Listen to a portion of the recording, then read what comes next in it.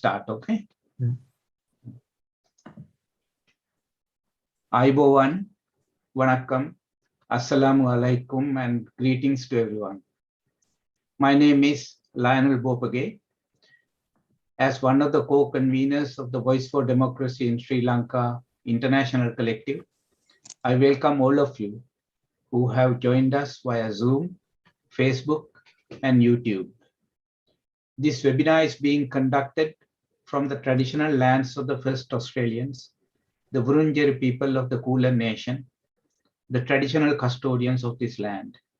We pay our respects to their elders, past, present, and emerging, and the elders of other communities.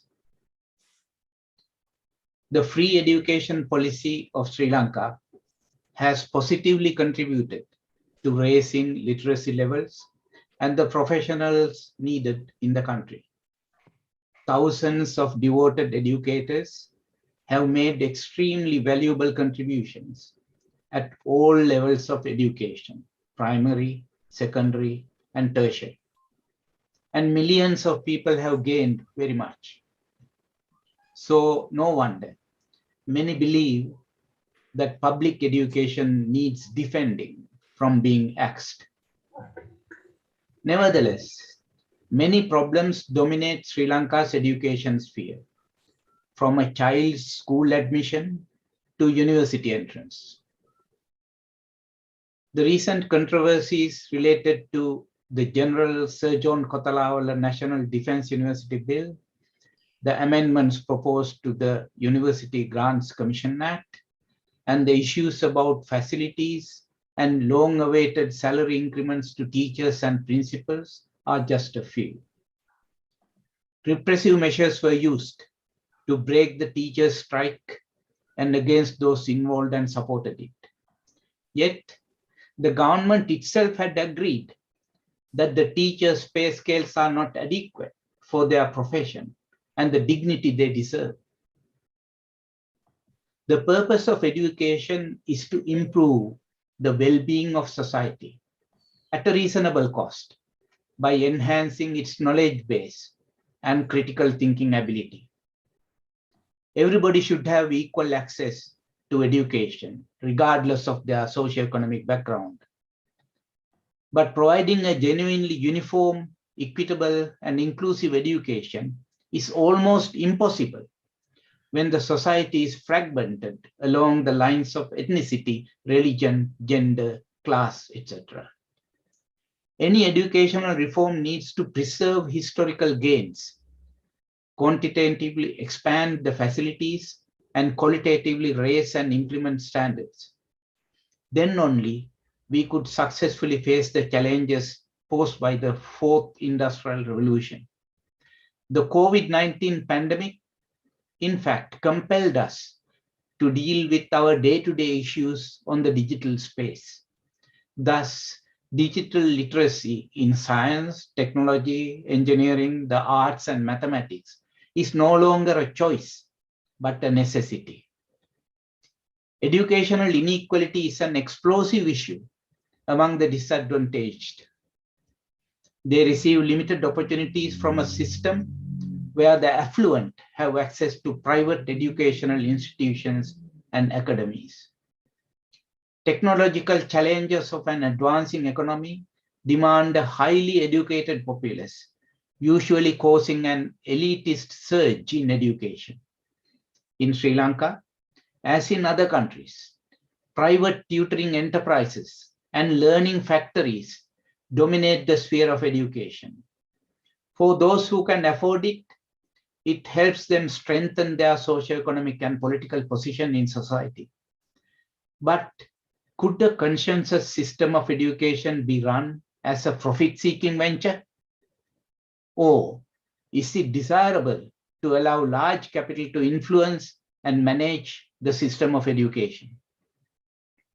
That is why we should be concerned about the nature of educational reforms and what such reforms would spell for the public education that we know of in Sri Lanka. That is why there are demands for stopping privatization, commercialization, and militarization of education, and teachers seek to protect their dignity by demanding the promised salary increments. Unrest and protests are due to the lack of democratic consultative decision-making processes, and COVID-19 pandemic has become a pretext for using the state security and intelligence apparatus to stifle legitimate protests by intimidation and repression. There is much debate about free education and freedom of education, privatization or corporatization of education, and militarization of education. Should free education be a barrier to freedom of education? Is commercialization a part of or a hindrance to free and equitable education? What is at stake here is the basic needs and fundamental rights of humanity. While clearly stating that we are against, we also need to spell out what we are advocating for. And that is what this webinar is about. To help us today, we have a proud Victorian Sri Lankan, Mr. Larry Marshal, originally from Kiribati, Kalania, as the moderator of this webinar. He is a former radio journalist at the Australian Broadcasting Corporation. Larry studied international politics and media at Trobe University in Melbourne, and later he taught at the same university. His focus in research has been ethnic and interfaith dialogue. Larry returns to Sri Lanka regularly, engaging in projects aimed at peace building and reconciliation. He is well known among the interfaith and peace building community circles in Victoria. We thank him for taking the role of the moderator of this webinar. Over to you, Larry. Thank you.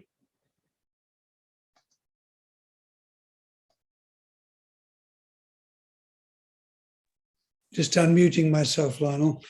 I was spellbound listening to your wonderful oration there. I think we need to understand the complexity of issues around education in Sri Lanka, and I think you helped us very much, so thank you. Let me also say, Ayubowan, Vanakkam, Assalamu alaikum. Welcome to all our participants here in Australia, but mostly also overseas in Sri Lanka, home to all of us, and to those overseas, maybe in the US or in London or elsewhere. Thank you for making the time to join us today. This is an important discussion. So I will be moderating the webinar, and I wish to thank, first of all, Mr. Ranjit Weerasinghe for the technical and administrative assistance, Mr. Gratian Anthony for the administrative assistance, and very importantly, Mr. Mansoor and Ms. Senaratna for kindly assisting with the interpretation work, because we have all three languages today. This is really important. The webinar is conducted in English, but for those who are with us on Zoom, you can follow along in Sinhala or Tamil. The translations are ongoing by just following the instruction shown now on the Zoom screen, which Lionel will be showing you. At the bottom of the screen, you can see the control panel with different icons. The one that's in the second last is the interpretation icon, the one in the red that Lionel's done. What you do is you click it and then the language you wish to follow. Also, click the tab Mute Original Audio. So you can click Sinhala or Tamil and you then press the mute. If you cannot work this out for some reason, please make a note in the chat box and send it to Mr. Ranjit Weerasinghe, who could help you.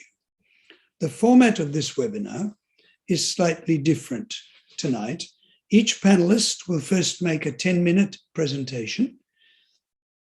At the end of the three presentations, half an hour will be set aside to spend discussing your questions. So as you listen to the panelists, please send through your comments and questions in brief, please, on the chat line or the Q&A feature. And to save time, because we can't have all three panelists responding to every question, try and select the particular panelist that you're directing your query or question to. Another round of 10-minute presentations by each panelist will follow this. We'll try to fit in as much as we can from each of the speakers, and then the webinar will conclude with another half an hour discussion. So thank you for understanding, and I hope that's clear to you, the structure. So we begin now with our first panelist for this webinar. Dr. Dani Panaguda is an attorney at law.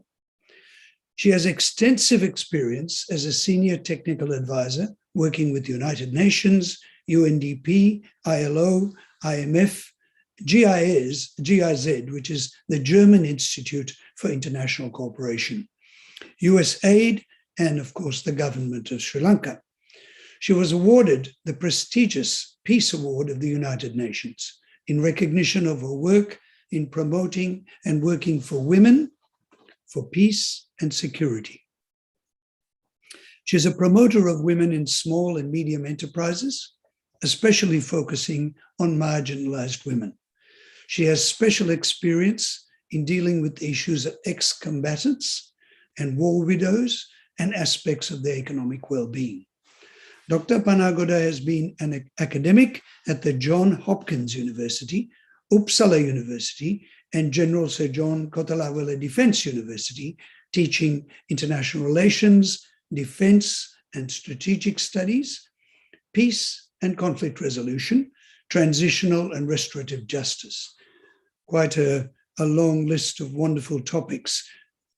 Now, recently, certain powerful individuals were trying to acquire the valuable land of the Devi Balika Vidyalaya in Colombo, which was established in 1953 with the objective of promoting science education for girls.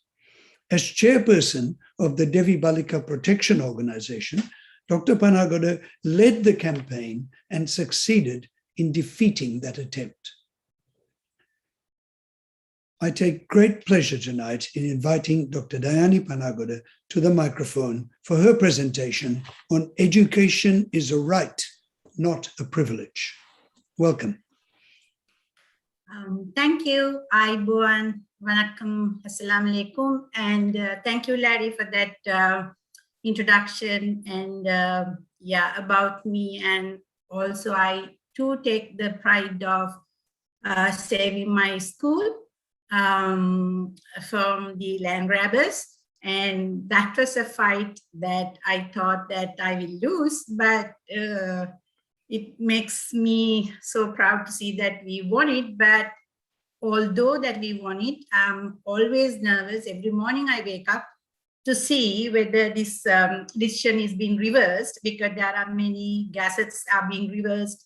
Many decisions made by the government has been reversed. So every morning it's a dilemma. Still, we continue to do so. So let me begin my presentation right now without taking much of a time. And it is all about the right to education, and it has been recognized as a human rights and in a number of international conventions. So my presentation here would be more towards working towards why we call it a right, whether we in our constitution we respect this as a right. If not, then how the judicial interpretations are in favor of this education as a right in Sri Lanka. So in doing that, let me also talk about little about international conventions, including the International Covenant on Economic, Social and Cultural Rights, which recognizes the education as a right to free, compulsory primary education for all, and obligation to develop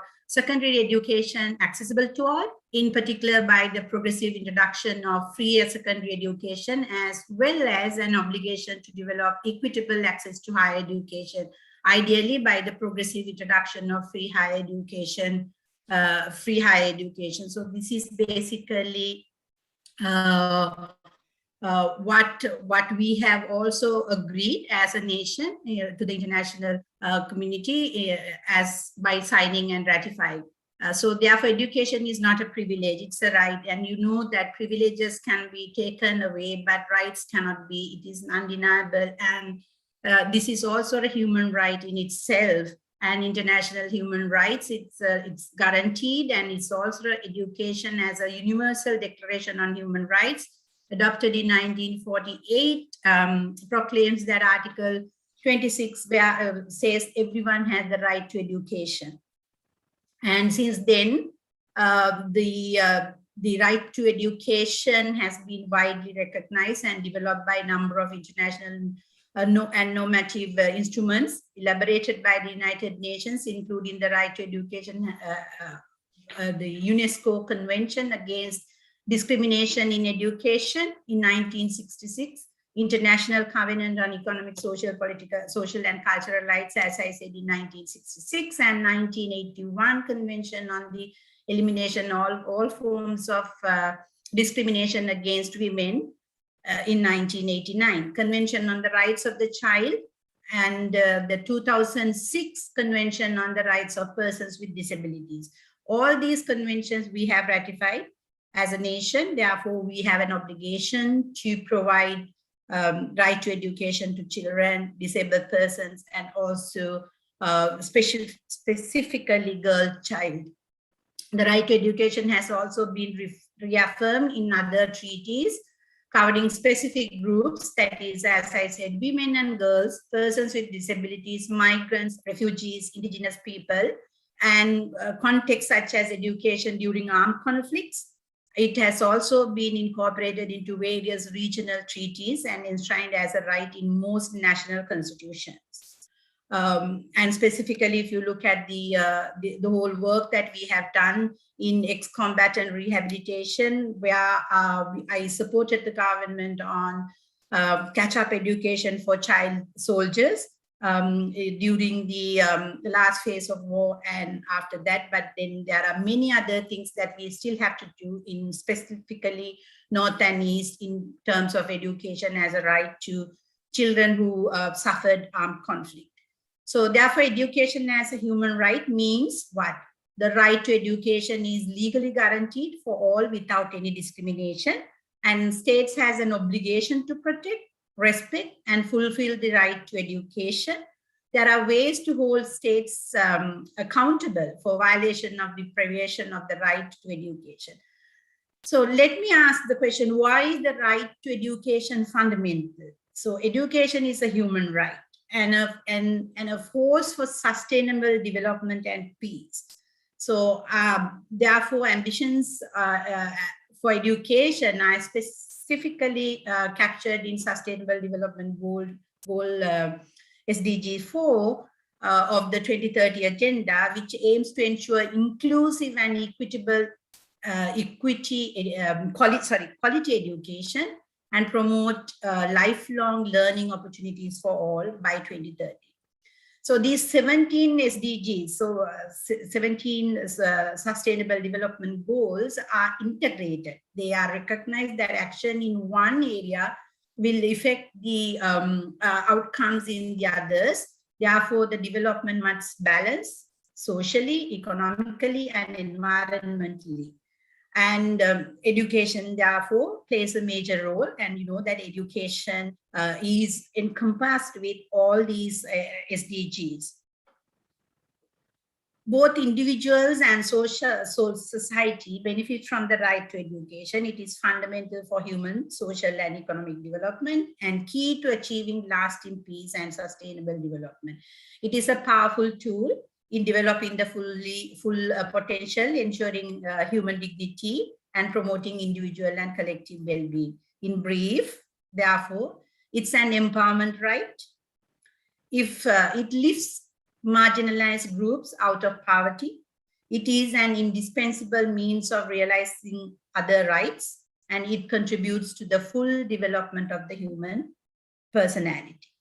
What is the content of the right to education? The right to education encompasses both elements and freedoms, entitlements and freedoms, including the right to free and compulsory primary education, right to available and accessible secondary education, right to equal access to higher education based on capacity made progressively, and maybe it is free, and right to fundamental education for those who have not received or completed primary education, right to quality education both in public and private schools, freedom of parents to choose schools for their children which are in conformity with their religious and moral convictions, freedom of individuals and bodies to establish and direct educational institutions in conformity with minimum standards established by the state.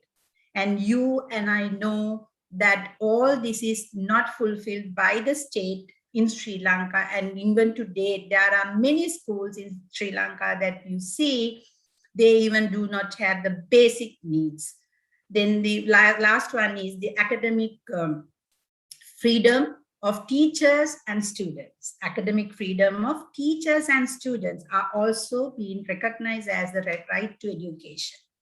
Education has long been acknowledged as an essential building block for the development of countries. In ancient Sri Lankan society, education was initially associated with Buddhist temples and Buddhist monasteries and also colleges, also known as pirivanas, and we still see them, were primarily intended to teach clergy and gave male lay students the opportunity to education.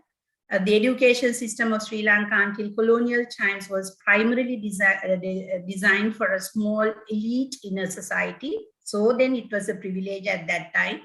However, over a period of time, it became a right to education, and it became a kind of a right where that everybody gets an opportunity. And especially with the invention of especially with the British colonization, that they introduced mass education with the dual system of schools split into English and Sinhala medium, and Pirivena system existed alongside these, and also Tamil medium in certain geographic areas. Following the implementation of Donamo Commission's recommendations, executive committees were created for various subjects of the government. The Executive Committee on Education was placed under the chairmanship of, everybody knows who that is Dr. C.W.W. Kannangara, who became the first Minister of Education in Sri Lanka. During his tenure as the Minister of Education, he laid the foundation for a national system of education which opened the doors for the free education. The draft bill took a long period to be finalized, and the Education Ordinance number 31 of 1939, which was enacted after a long deliberation, remains the basic law of education in Sri Lanka. The purpose of the law was to ensure that children of school-going age attended school as a preliminary step to address the disparity between the haves and the have-nots. Since then, all successive governments have facilitated school education by providing various facilities to students, such as free meals, uniforms, and books. Moreover, it is important to note that the emphasis on education is such that even university education is free and scholarships are awarded to needy students to complete their graduate studies. Further, free education has given the underprivileged access to opportunities that had previously been reserved for the privileged, guaranteed by the decision made at the Supreme Court of Sri Lanka. The right to education under the Constitution, in the case of RPP and Sujiva Sampath and another versus Principal Visakha Vidyalaya and others, Justice Priyantha Jayawardena, I am very proud to say that he is one of my batchmates. I quote, in his decision, I quote, he writes, though the right to education has not been recognized as a fundamental right in the Sri Lankan Constitution, the complete eradication of illiteracy and the assurance of all persons of the right to universal and equal access to education at all levels have been recognized as a directive principle in the Constitution.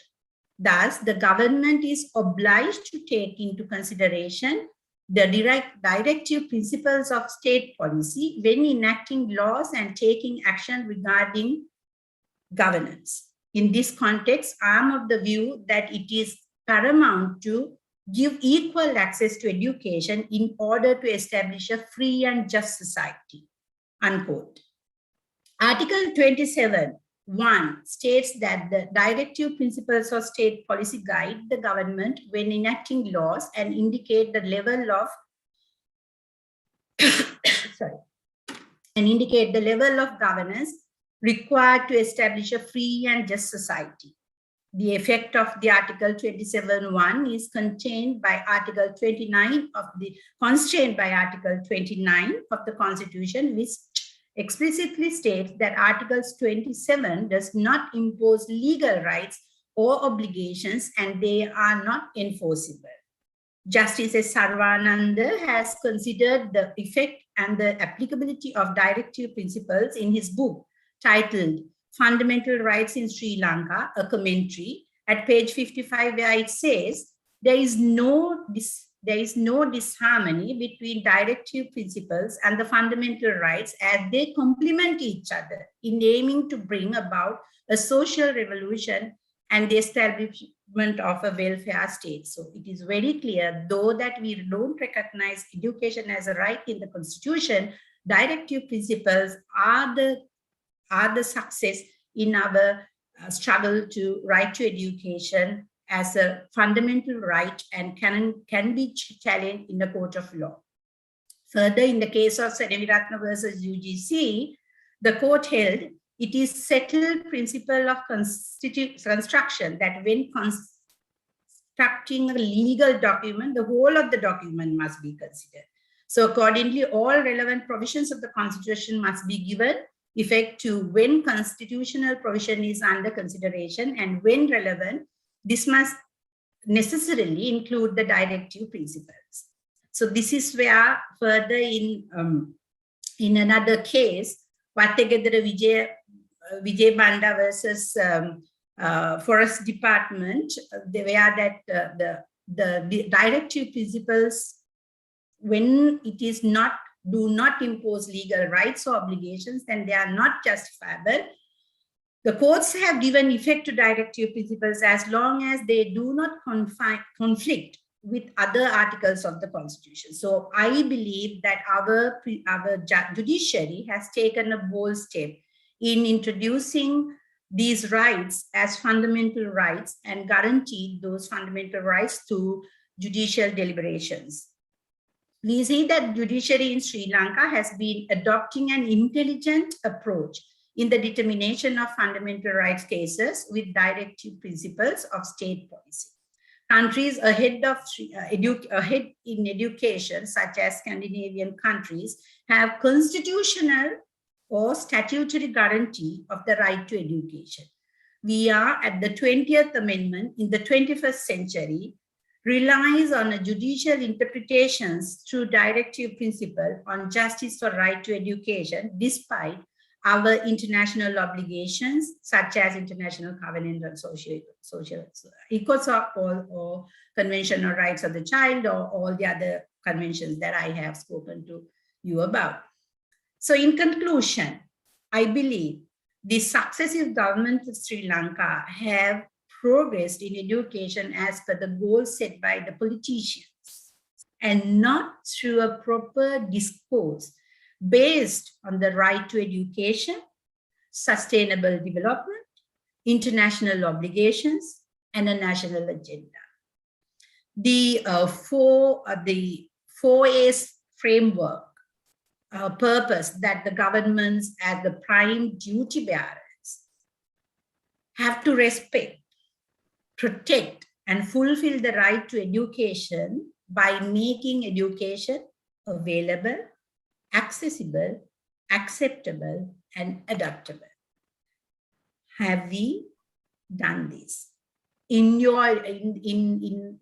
Mr. Lionel Bopage, in his introduction, he was discussing about all these issues today we are facing. Are we looking at the framework? Are we looking at these reforms? Are we looking at a national agenda? Are we looking at sustainable development goals to achieve in 2030? Do we consider a consultative process is a must in introducing new acts, new policies? So I leave it to the others to discuss, and let's continue the discussion. Thank you very much for giving me this time. Thank you, Dr. Dani. Thank you very much. You've laid out a good historical understanding under the UN Charter of Rights to help us understand why human rights include educational rights and the provision of free and quality education for all. I guess the questions you were asking at the end come to all of us. How is this traveling today? And what is going wrong? And maybe that's part of the central discussion that we need to have when we come to the Q&A. And of course, we'll come back to you on that. But thank you for your introduction on the panelists. Let me go to our second panelist now. It's Professor Shyama Buenheker. Professor Buenheker is attached to the Faculty of Dental Sciences at Peradeniya University. He's professor in anatomy and head of the Department of Basic Sciences. He was awarded a doctorate for his scientific research carried out in the Graduate School of Medical and Dental Sciences at Niigata University in Japan. As a lecturer, editor, and a curriculum development person, he has extensive academic experience. More importantly, he is the president of the Federation of University Teachers Associations, well known to us as FUTA. And FUTA has been in the forefront of the campaign against the government, against the General Sir John Kotalawala Defence University Bill and the government's attempt to amend the University Grants Commission Act so as to accommodate the Kotalawala Bill. We appreciate the consistent demand made by FUTA to increase government spending on public education to 6% of the GDP. It's currently hovering very low, around 2%.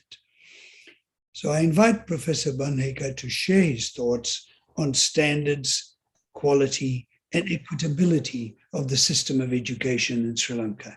Over to you, Professor.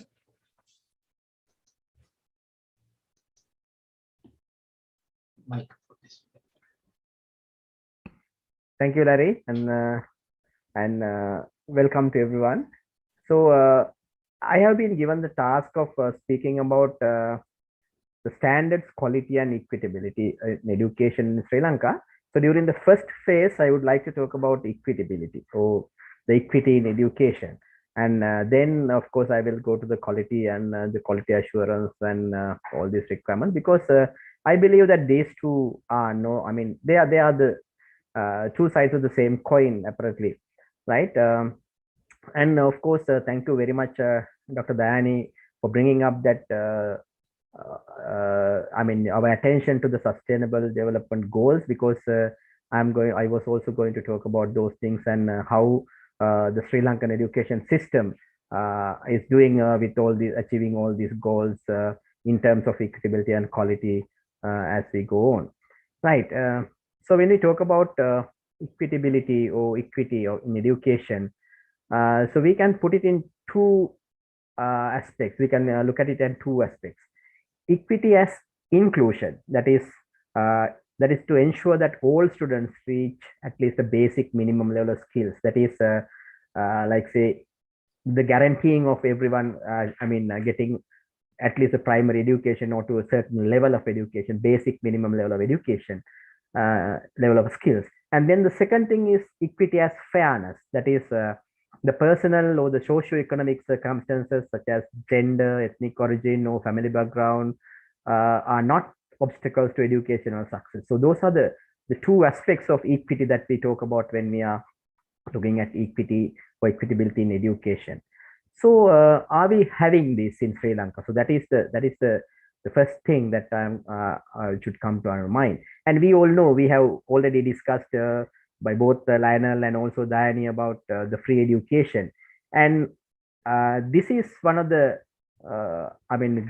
biggest steps that we have taken as a country, in terms of equity, because before free education, as already we have discussed, education was a privilege to a certain class of in the society. And with the opening up, with the free education introduction of the free education system, it was opened up to everyone, literally. And so I am proud to say that I am a product of free education, and so that is why we are not hesitating to do anything to protect it for the future, because Now, free education has guaranteed that especially the kids from the lower social stratas to come forward and like say get an education and also to so become key figures in the society. Then now the problem is the free education in Sri Lanka, is it really free nowadays, or is it all still sort of serving its original aims? So that is a big question, because we have seen that the free education in Sri Lanka is mainly, or rather 100%, it is mediated through the government or the state sector. So the schools and the universities in Sri Lanka. So that is where we are supposed to have the free education. But still, nowadays we see that it is not, of course, although we say it's free education, we know that it's not 100% free. Someone is paying for that, but it's not directly costing the students who are getting privileges. That is why we call it free education. But nowadays, due to so many issues, it is now getting deviated. Unfortunately, towards the free education, I must say, era, because even in schools we see parents have to spend a lot of money for the schools, as well as like say to run the schools, so for various purposes in the schools, as well as now tuition has become a very big thing in the country. So even myself, I am spending a lot of money on my kids as tuition fees. So why are we doing this? And then with that, again, this problem of equity comes, because when there's a price tag involved in certain things, so can all people cannot, everyone cannot afford it. So that has become a problem in this country, because as the lecturer in the Faculty of Dental Sciences, we see now students getting admission to dentistry or medicine or even engineering that is the highest level that a student can achieve in the Sri Lankan system. So it is becoming gradually difficult for the students coming from lower social stratas to afford this. And so we see that now it's appearing when you look at the profiles of the students, like say we see that those who can afford tuition and afford better, like say, have access to all these sophisticated methods and have a lot of money, so they get more access to this education system, it seems. So it's a bad thing. That is why the FUTA and like say all these concerned parties consistently had been asking the government to increase expenditure on education, like say not only university education but on the school education, and primary, secondary, and tertiary education, because with that only we could expand the possibilities of the opportunities in the country. Because although there's the government's excuse in giving more chances to the private sector and opening up fee levying institutions under government wing, like the Kothalaula Defense University or any other universities that they are starting on fee levying basis, that their main argument is this is to give more opportunities to those who miss the state universities. But we don't see it as it is, because now in those institutions, not only the talents or the qualifications of the students matter. So whether their parents have money to afford this matters. Now I can give you a very good example from a very recent experience, because I'm sure most of you would know that recently the government had to transfer 100 students who were in the state universities to do medicine at the KDU, the Kothalaula Defense University. And out of those 100, 65 students were in my faculty, right? And but at the end of the day, only 58 students left for the state systems to this KDU, not all 100.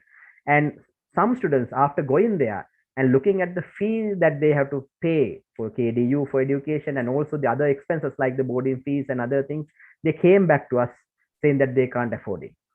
So even the opportunities they are providing, so they can't really have it. So there is no equity in there.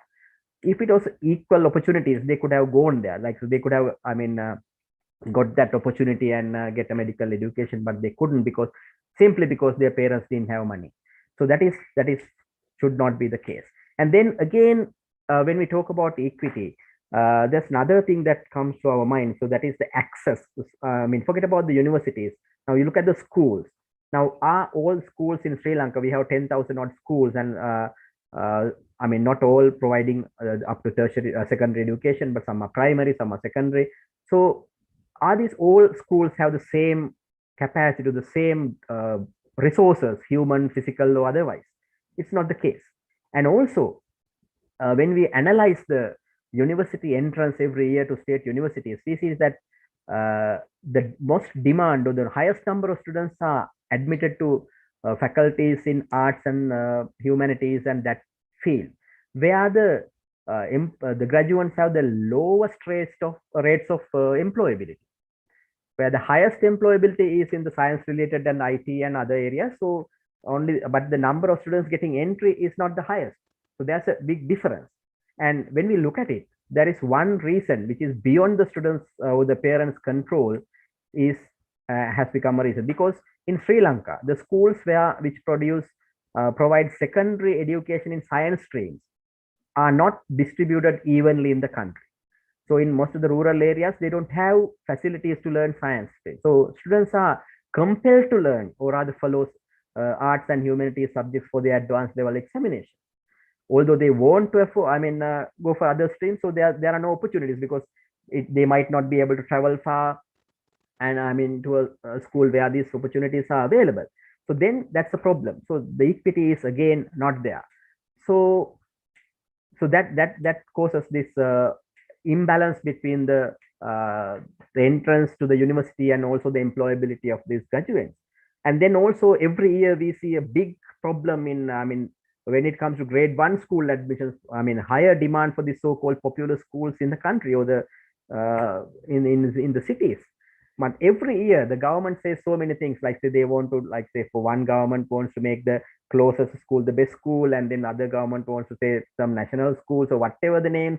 Now their parcel or different names they come up with, but still the problems remains the same because there is no equity. So we have to think of that lines, and the government should come up with a proper policy, because the policies should be based on the needs of the country and also the depending on these scientific basis. Not those policies or those things should not be purely based on political agendas or political ideas, which is happening in this country. So we have to definitely change it, right? So that is where the government has to get the involvement or get the support of all the stakeholders, especially the people who are conversant in education, and also maybe they have to consult the economists and other people in the country to look at the need. So that is what we have to do. And then equity, as I mentioned earlier. So unless we kind of expand the state education system or preserve the state education system, this equity is always going to be a problem, because the money factor, when the money factor comes in, the equity becomes a kind of a not a non-realistic thing. Because unlike in most of the developed countries, where even these fee living institutions, they run as non-profit organizations or institutions. But in Sri Lanka, education is a business. When you say this so-called non-state sector higher education institutions, universities and schools, that's purely a business. They are registered under the Board of Investment, not even under the Higher Education Ministry or any other registering body. So they are purely businesses. So businesses are like profit-oriented ventures. So they don't want to run it a loss. So that is a problem. So these are the problems that we are having in regarding equity. And then the pandemic has made it worse, from bad to worse, because we know that especially in schools, a lot of kids, they had to, they were left out of the education system during the pandemic, because they couldn't afford the smart devices or any devices, or even if they could afford some, lot of areas, we had a lot of problem in accessing the internet and other things. So we saw a lot of students missing from classes, especially in schools, even in the universities. So when we were trying to do this so-called online education, I had never had a full class in my faculty also, and so many problems, and the students could not stay throughout the 1 hour lecture, they get disconnected because of the bad signals and other things. So again, there is no equity at all. And also these teachers and the schools, they don't have, even at universities, we don't have equal facilities, or therefore the equity again at the we lost it at the pandemic. And so I think I have exceeded my 10 minutes by a bit, so I will stop at this point now, and then I will come back in the second step again. Thank you, Larry.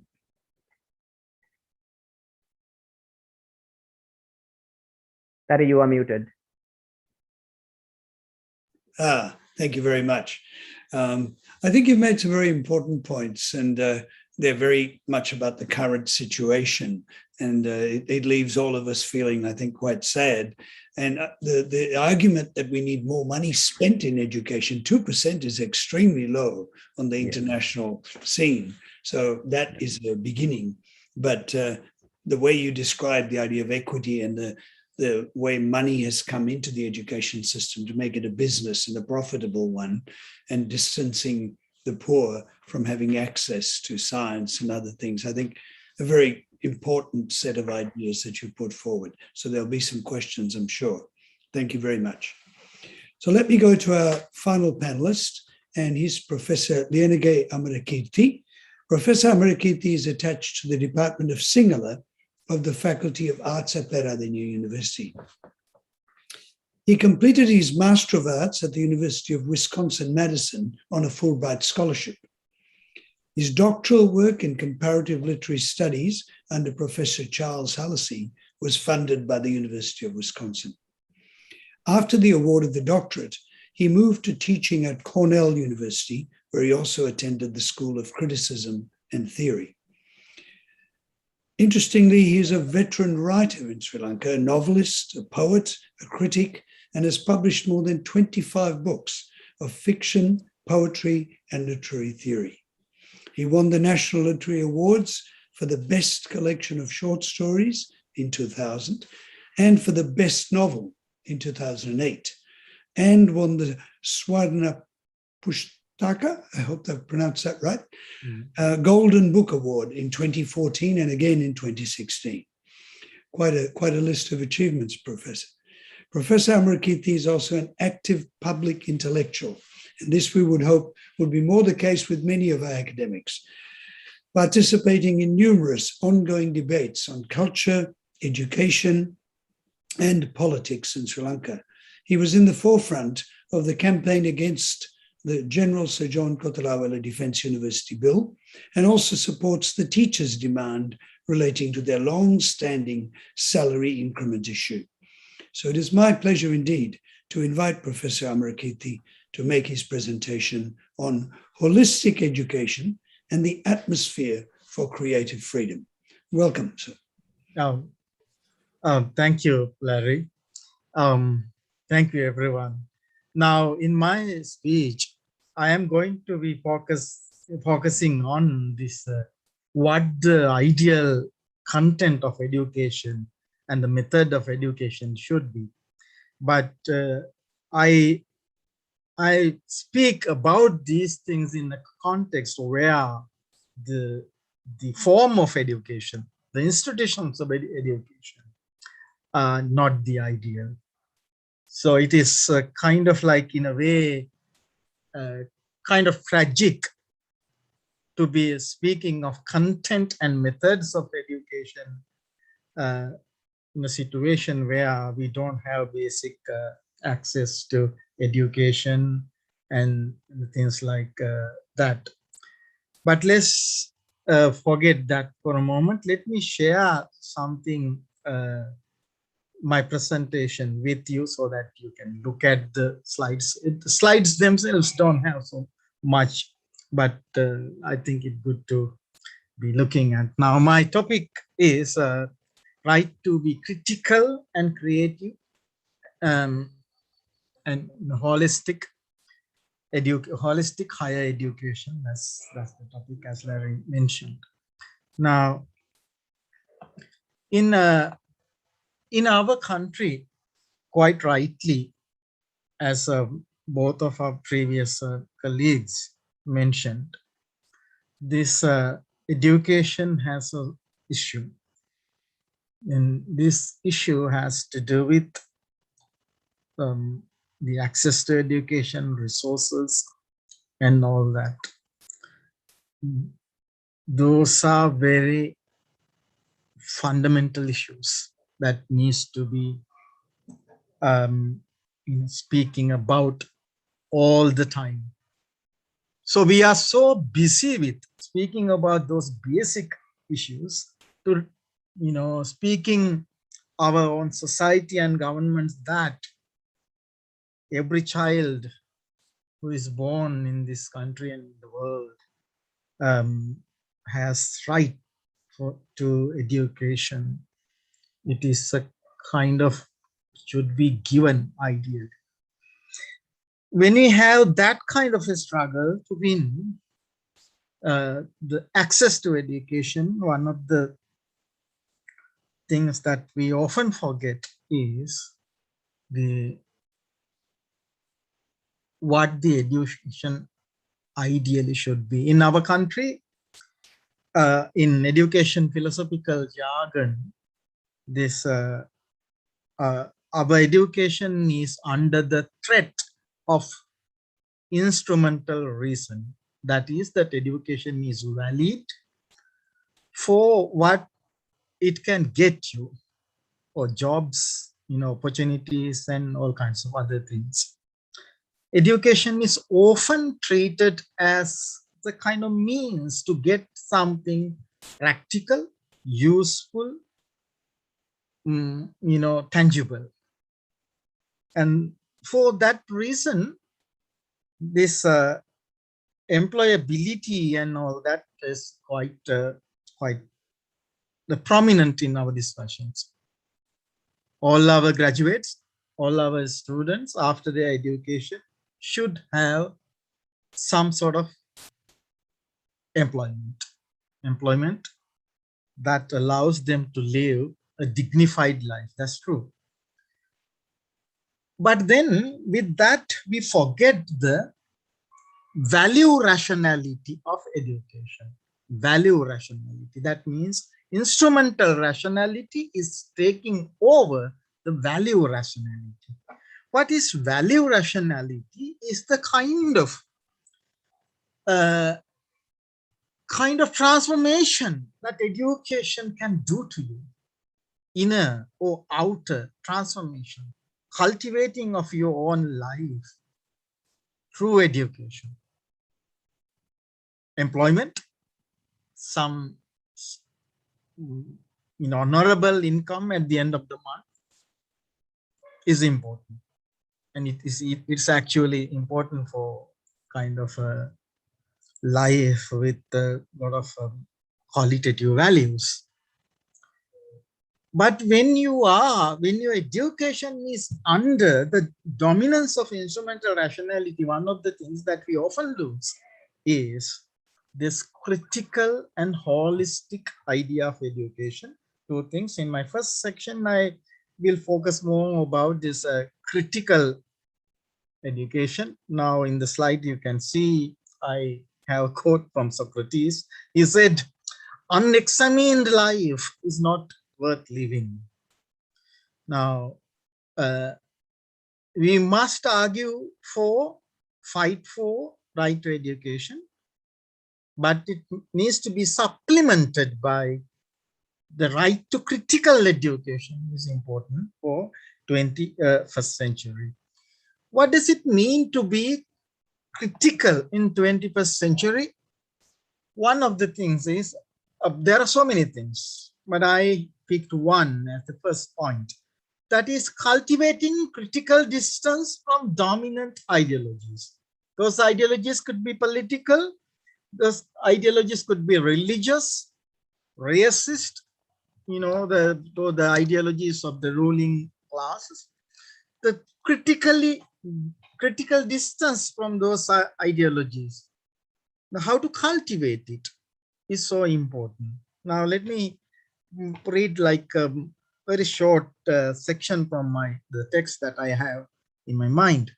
Now, critical thinkers are honest with themselves, acknowledging what they don't know. recognizing their limitations, and being watchful on their own errors. You know, these are important in our everyday life as well. Uncritical thinkers, in contrast, pretend they know more than they do, ignore their limitations, and assume their views are error-free. Now, critical thinkers, I'm going back. Critical thinkers regard problems and controversial issues as exciting and challenging, exciting challenges. And uncritical thinkers regard problems and controversial issues as nuisance or threats to their ego. I can go on explaining these two a little bit more, but I will wait for the discussion because I am trying to stick to my time. Now, main goal of the university is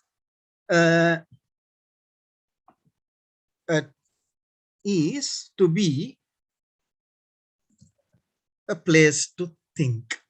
This is a Tanya Lafayette, the critical university, main goal of the university. Now in our country, let's say like we have, access to education, we admit required number of students and perhaps so many students, but our universities are turning more and more now. These Buddhist monks are being appointed as chancellors, and then central administration is often always appointed by the ruling party, the government.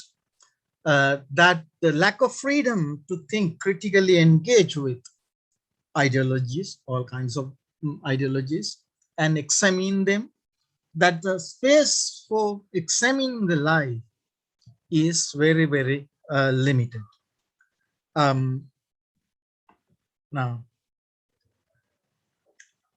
in education, these are like human subject, that means human person, subject, person. Human person is a critical agent in education. He or she is not the kind of passive receiver, or cup to be filled, or bottle to be filled. He or she thinks critically, engages with important, great issues, and human persons try to hold on to things that they value in the face of the advent of consumer capitalism. For example, let's say in our faculty, we want to teach our students the significance and importance of reading a good novel, reading good poetry, enjoying a good movie.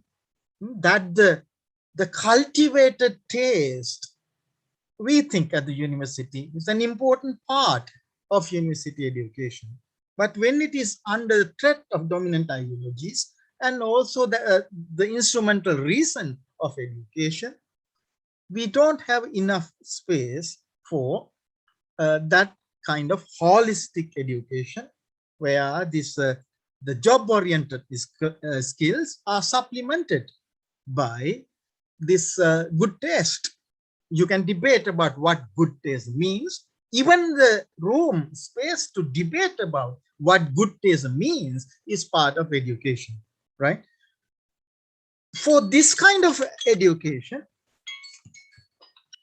true university should have everything that are conducive for unobstructed thought. Now, this space is regularly being threatened in our country, even if we have so many students coming, even if we have all kinds of other facilities. I will stop there as my first segment of the presentation. Thank you.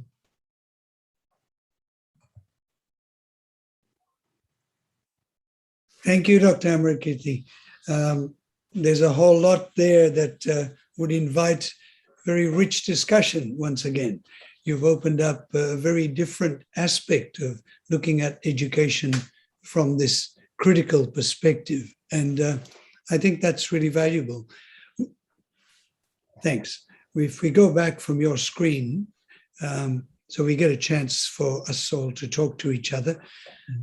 These are very interesting ideas indeed. And the humanities or the arts are often denigrated because they don't easily lead into financial benefit for us, for a family. But as you say, that's not exactly the point. You are suggesting people do deserve a good job, but they also deserve the right to be human beings who think critically in a society as complex as ours, one that is struggling to find equality and human rights. So I really appreciate your input today as well. Now, Lionel, if you've had a chance to look at the chats and the Q&A questions, are we ready to throw some questions at these people? Okay, we don't have many questions. There are 2 comments. I think there is a question by Dr. Liyanage. This is to Dr. Panagoda. So he's asking, you quoted the Constitution and some court cases in relation to equal rights to education. But in reality, this is not happening in Sri Lanka at present. What are the main reasons for this failure? What are the solutions? I think the 2 speakers who spoke after me spoke about these difficulties that we have. Yes, I agree that I quoted the Constitution, where I said that the Constitution does not per se guarantee that the right to education has been recognized, but the judicial interpretations has made a way in terms of right to education is a fundamental right. So what I'm trying to say is that whilst we are having various other judgments from the judiciary that may not be in favor of all our claims, but there are judgments that have been taken progressively, taken the steps in order to ensure that equal education, specifically, these are the cases that are being not the university entrance, or that is the school entrance, and specifically the grade 1 entrance as well as grade 6 entrance, and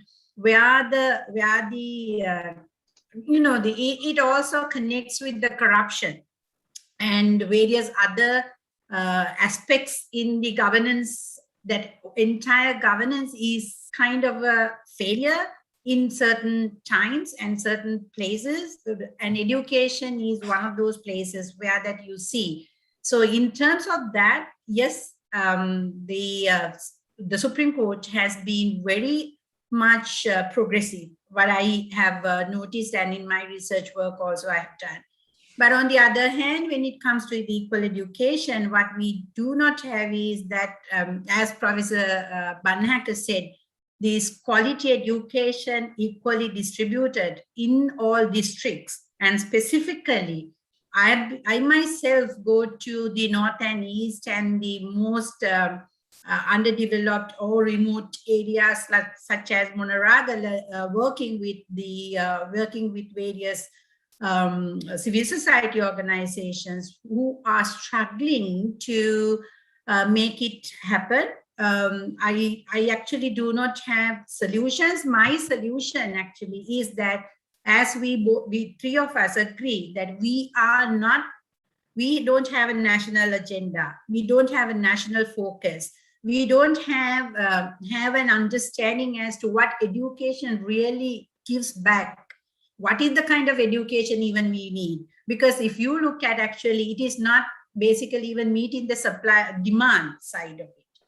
For example, we have political science faculties, but all those who are in the parliament and also in the other segments of the society doing politics are maybe 8th grade persons, right? So I think we need to have that kind of a discourse. And I remember myself when I was studying, suddenly geometry geometry and the advanced maths was cancelled, and we were taught Moorganite and Agaganite and things like that. I do not know why I had to do all of that. And then, so when we are even changing our curricula, and all three of us knows, because we are part of curriculum development in various institutions and the state institutions as well, we don't consider, and especially looking at the gender-based education, we don't bring those things into the education system. So it is very difficult to give you an answer. Thank you very much for a very inspiring question, but it is not easy to give one answer, because there are many fronts that we need to work with. Unfortunately, in everything that we are being so much polarized, and we are being like, even if you speak about against the Kotalala Defense University Act, then then people are to say that you are a traitor, right? So that's the mindset that we have in here in Sri Lanka. It's not that, as Professor Amarakeerthi says, that is because we have not developed the critical thinking. And when we oppose that appointment, then people think, oh yeah, you are to oppose everything that the government is doing. No, it's not. How can you accept even such appointments where we are looking at the university as a place to study and place to think more than study? They say no, they say you are reading for your degree. You are not studying for your degree. You study in the school you study, and then you are reading for your degree, you are reading for your master's, and you are reading for your PhD. So do we have that? So I don't know, maybe other two must be having some answers as to how to resolve it. What do you think, Lionel? Should we open it to our other presenters? I think so. Yeah. Why not? Professors, have a word for us. Shyama. Right. Yeah. Actually, equal rights to education, as Dr. Dani was saying, we don't know. The problem is actually, not when I say we, it's not us. Like say it's the administration or who are making decisions, right? So as I mentioned during my presentation, also this decision making is done by people who think with political motives and political agendas, right? And then, so because recently we saw a very kind of a very alarming trend of opening up various universities in the country, like say whether I mean those universities people are trying to open up without doing a proper research on the need in the society or in the country, right? So it's just merely opening up for a university, because when you say higher education or a university, if we could ask the question. Yeah, it's a bit of both, right? It's a bit of both. So most of these universities, so-called universities, are fee-living institutions, so it's kind of a business. And so then in various, because some are actually redundant. So like for example, we have so many agriculture faculties in the country, and then some people want to open up a university for plantation sector where you can cater for the by this agriculture faculty. So like that's a good one example.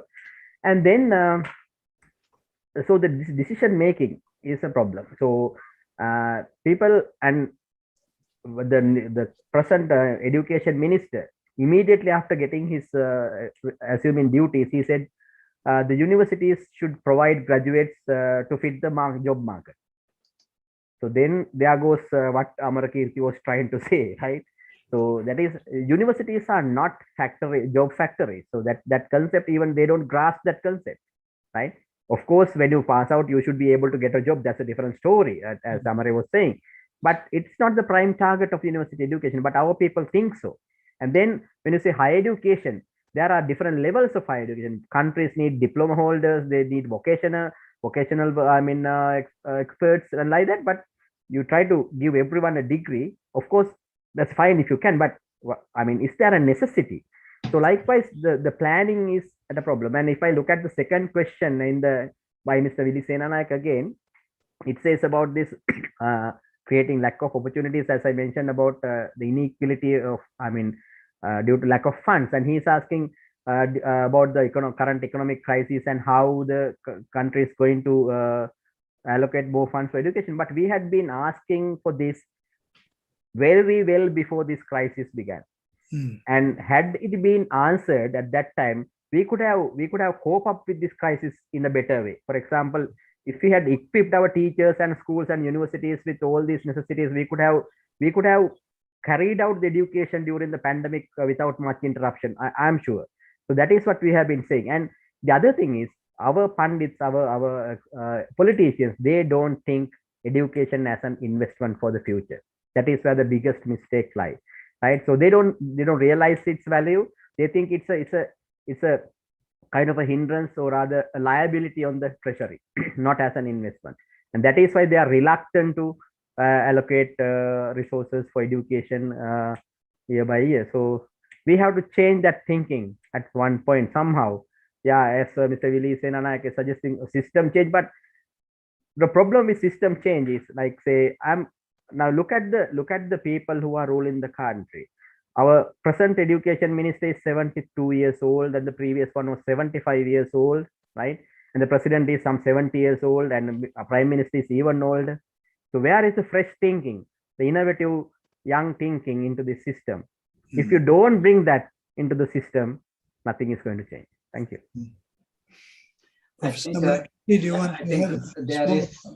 Sorry, go ahead, Lionel. There is another question. I think it's about university education and fees. In Australia, university education is not free. The graduates have to pay the cost of the course fee when they start earning. In the Sri Lankan context, do you think this is an initiative to justify the taxpayers in line with brain drain? So probably if somebody could explain the context in Sri Lanka.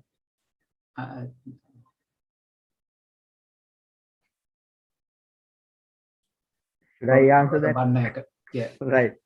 Yeah. I think yes. I think there should be some way of some liable something should like that should be there to stop brain drain, because you get all your free education for 13 years plus the university education, and the next day you after graduate you say cheerio, you go. So that should not happen. That should not happen. I think there should be some way, to keep those graduates, young graduates, young people, to serve the country for at least a few years before they are left out. So there should be some, I think, because we benefited from free education, and then we have come to a position where we might be able to, afford, for my kid, like say, without being receiving 100% free education.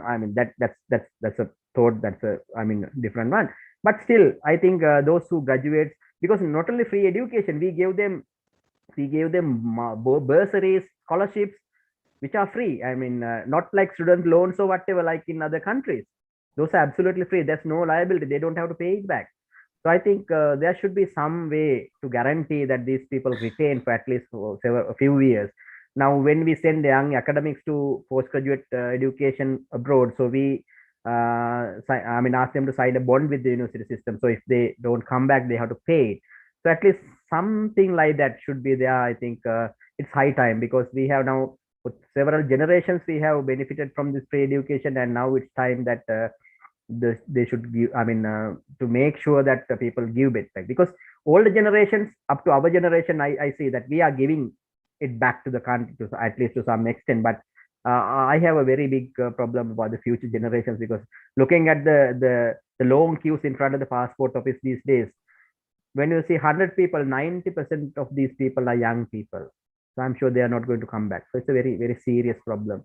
And the country will be left with, like, say, over 50 people like us and all those like the old politicians in another 5 or 6 years, unless we do that. Yes, I think we have to do something about that. Perhaps it is connected to this, the Mr. Senanayaka's suggestion about system change.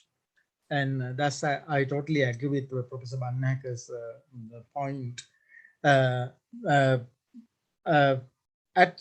up to certain point in our economy, if we have a real, true, meaningful system change, we can support our student free education system to a level, and then start thinking about recovering those expenses, and also kind of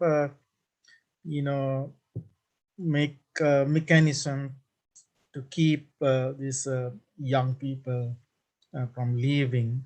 That's a good question, and we need to think about, unlike Australia, our economy is so weak that even though our students are employable, employment is not available. That the making employment available is part of the is government has to make that happen. We can make our students employable, and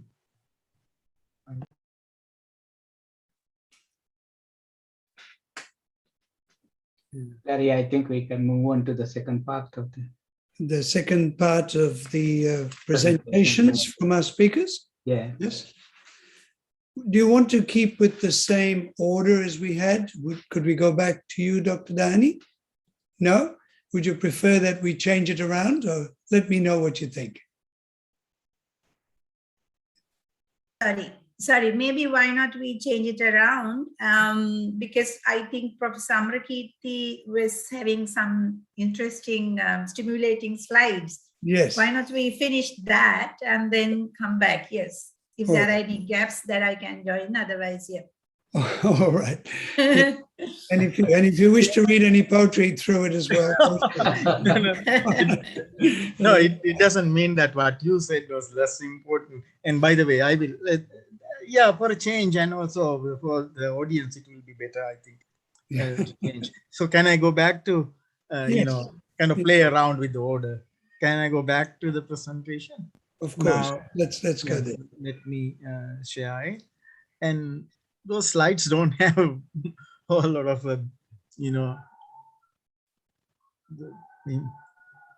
just some slides, that's all. Right, let me return to that, this is slide number 5 of my presentation. I was saying that this, in terms of creating holistic human being who is able to think critically about all forms of dominant ideas in one's society.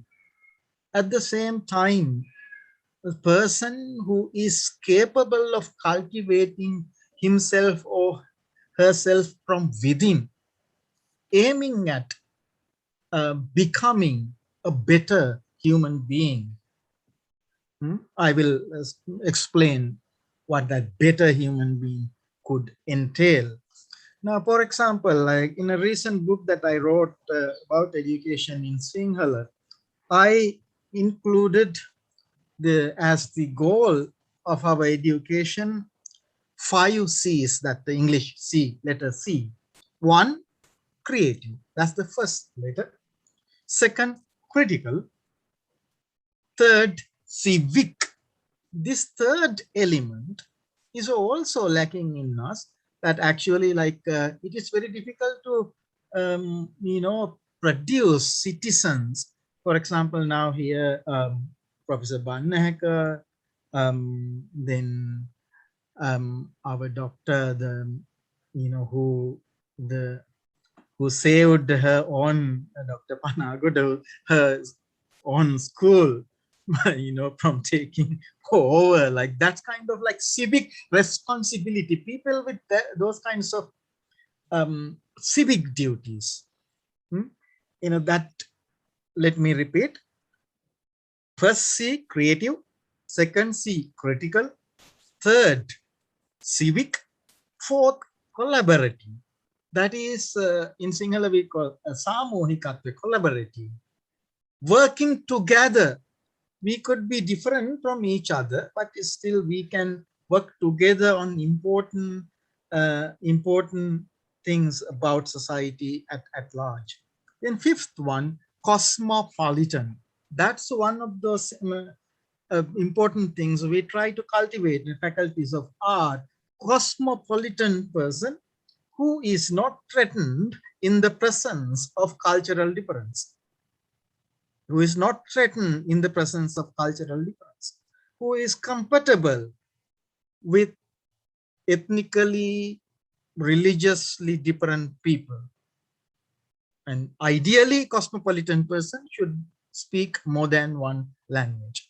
Native language, international language, perhaps in Sri Lankan context, all three languages spoken in the country. Now, that kind of atmosphere and the kind of environment to foster these ideas within the university system is not there. For example, like this idea about having this discussion came up, with this Kotalavala Defense Academy, is being presented as a university. Now, in such institutions, private or government operated, these universities will have little room for these kinds of education. That's why we need to hold on to this classical idea of education aimed at cultivating good citizens. In my term, cosmopolitan, responsible human beings with a civic responsibility. What do we need to produce such individuals within our university system? These things needs to be discussed even in our trade union struggles about education and other fora. Freedom to draw insights and inspiration from multiple branches of human knowledge. This is, in our education, is very compartmentalized. In our education system, we, after O levels, ordinary level exam, we begin to specialize. We branch out into separate fields, arts, commerce, sciences. Then we never meet again. How do you produce a cosmopolitan or the holistic human being when we are separated from these important branches of knowledge when we are so young? Then we need to have an ideal university environment where we can hopefully bring back these, different perspectives together and make that education holistic. Do we have that kind of opportunity? Then in this slide, I have this learning to be more artistic. It's important. It doesn't matter. Doctor, lawyer, just a literature teacher, doesn't matter. And learning about things that are theoretical rather than practical. Now, it's one of the threatening situations in our university system is that the World Bank funded projects, all kinds of education reform projects, and this government also, in national level, has initiated these education reforms programs, always asking us to be practical in a kind of civilized university situation. That being practical, just practical, could be actually something negative. Just practical human beings, not enough. And learning to be less politically conservative, less conservative at least, if we don't want to be too radical. And, those opportunities should be there. Then another point, in this slide I have 3 points. I will finish this and stop. And resisting excessive use of authority by authority figures.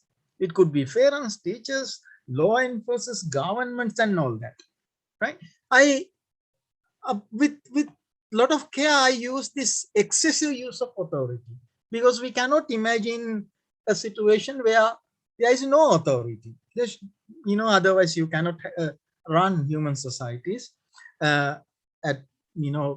Hopefully one day we will be able to, but at this moment, no. Therefore, resisting excessive use of authority, resisting negative forms of social conformity. It could be patriarchy, it could be this, majority, majority thought, majority in thinking in countries like ours, and detecting and resisting manipulative and misleading messages of media. I only put the media and all kinds of other figures, including the government, and how to resist those. That should be part of learning. That's actually should be an integral part of being educated.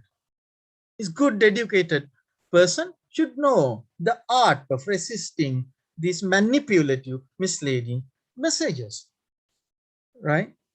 Then without cultivating those kinds of critical faculties, those kinds of sensibilities, what's the point of education? I will stop there. And I have some more slides, but I will stop. Thank you. Thank you once again, Dr. Amarakeerthi. That's a lot of food for thought indeed. Do you think we've ever come close to that in the past? Have we slid away from it, or have we always been without this in Sri Lankan governance of education? That's a wonderful question. Look, we in Sri Lanka, we just completed the 100 years of university education. So for that, I wrote this, the UGC, University Grant Commission, is publishing like 3 volumes commemorating the university education. For that, I wrote 1 chapter. There I kind of reread the initial documents about starting Sri Lankan University. For example, 1906, Ponnambalam Ramanathan, who is the president of Ceylon University movement, gave his inaugural speech there. He elaborated on so wonderfully the ideal holistic education for us. That includes our own traditions, Sri Lankan traditions, whole lot of Oriental languages and all that, and the cosmopolitan sensibilities are very much there. But and then at the initial phase of Sri Lankan University, the government, the country's economy is not so bad. It could sustain that kind of education for selected number of students. Then after 60s, it begins to collapse and move away, and it turns to be very, very practical. Dr. Bopage knows, I think, about what happened to the university system. That's a real good question. Thank you for asking. That's okay. Well, I didn't want to take over the questions too early. We have 2 more voices from our presenters. Who would like to go next? Dr. Dani, would you like to go next, or shall we? I thought that we will go reverse order. But all right. No, that's all right. If the professor wouldn't mind. Professor Shyama, would you mind coming in there? Right, sure, no problem. If we can move it, taking what we've said already. So we are talking about reverse now. So it's in the reverse. this right. I said I will be talking a little bit about the quality of education in the second part. Yeah. Right. So now when I say quality, so we have to look at it in a different perspective now, I think, because now there are mechanisms introduced by the University Grants Commission and the authorities to maintain so-called quality or the quality assurance methods in the university system. But as Prof. Amarakeerthi was pointing out, all these things are targeting right, kind of, those are polarized systems, right? So it does not these quality assurance mechanisms. There is some way, there are some aspects, but they are more focused on, they are not focused on this holistic approach, right? So they are more focused on towards the delivery of, or rather disseminating knowledge. That's it, like say delivery of lectures and delivering of knowledge. So that is what happened even during the pandemic, right? Say the so-called online teaching we started, right? So the focus was on how many lectures you delivered and how many percentage of the curriculum you covered, right? So only that, not whether it was successful, not whether, I mean, we had a lot of problems because I am teaching dentistry, right? So you can't teach dentistry online. So we had problems. And then when we're trying to make the authorities understand that you can't do dentistry on, like, so therefore we have limitations in the percentage of lectures or whatever that you deliver. So we had a very hard time in making them understand even such a simple thing, because they were looking at just the numbers. And then if the student have logged in at one point, so they take, okay, 90% of the students have done it. So, but it's not the case. When they came back, we realized that so they have not done it. So therefore, we have a lot of problems in looking at these parameters in determining the quality, and that quality seems to be always focusing on not about this holistic approach in education, I'm afraid. And then, so if I am to touch, I mean, to go to this I mean, what I was originally thinking to discuss, and then Dr. Dayani mentioned about the sustainable development goals, and the goal number 4, it is to ensure inclusive and equitable quality education and promote lifelong learning opportunities for all. So that is, so they are the equitability and the quality. So they are integrated in this sustainable goal 4, and it has like, say, now if I have to look at those goals and see where we are, right? Say then probably very briefly we might have a kind of a idea about the system. Now the sustainable goals, now there are a few goals. There are about 7 goals which are sort of outcome oriented targets. Now the first one says about free primary and secondary education, right? So which we are having at the country, but whether 100% of our kids are getting access to that is a different story, right? And then the second target is equal access to quality pre-primary education. Again, when we look at the pre-primary education in this country, again, that's a huge business today, right? So this there are fancy names to this.